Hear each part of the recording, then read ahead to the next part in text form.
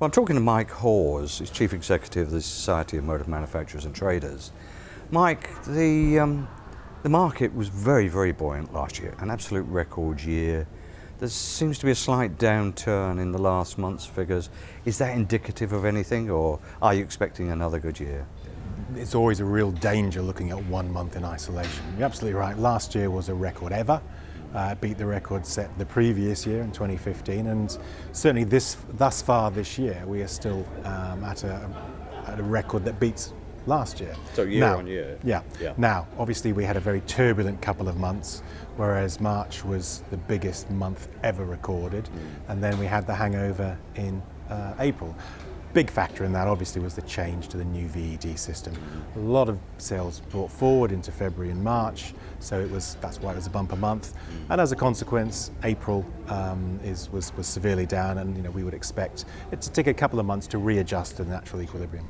Sure, but that isn't indicative of any trend as far as your thinking goes, or the industry's thinking Not goes. a substantial trend. I think our forecast for the year overall, of course, the year is probably the market's going to be down about 5%, which, remember, we're at historically high levels. So it is still a very, very strong market. The fact that it's down just shows that slight stabilisation. Inevitably, there has to be some balancing factor. Absolutely. In some way.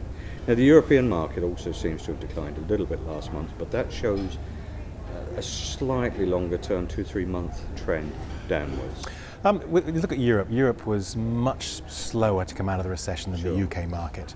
And also you've got to look at the fact that the UK market is the second biggest in Europe, so after Germany. So if the UK market in April was down like it was, that's going to impact the total European performance as well. So if you were to take out the UK contribution to that equation, it is down slightly, but again there's always that danger looking at 1 month in particular. What we are seeing across Europe in many markets is a much stronger performance than we've seen over the last 2 or 3 years.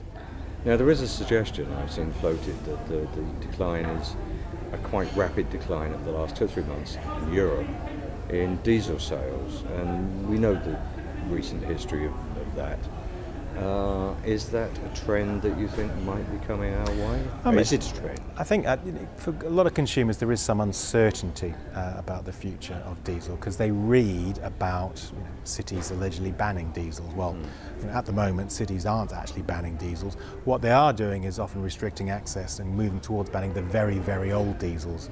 Diesels Euro 3, which were put on the road somewhere around 2000. So these are at the end of their natural life.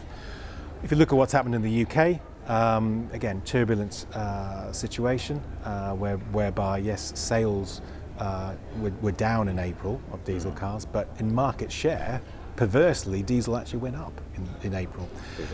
Yeah, a lot of going on. There was been talk about scrappage schemes, there was talk about controlled zones for air quality. We do need to address air quality, and diesel is part of the solution, but it's about getting the newer diesels on the road and getting consumers to be assured that if they purchase a diesel, new or second-hand, they're not going to be subject to any penalties.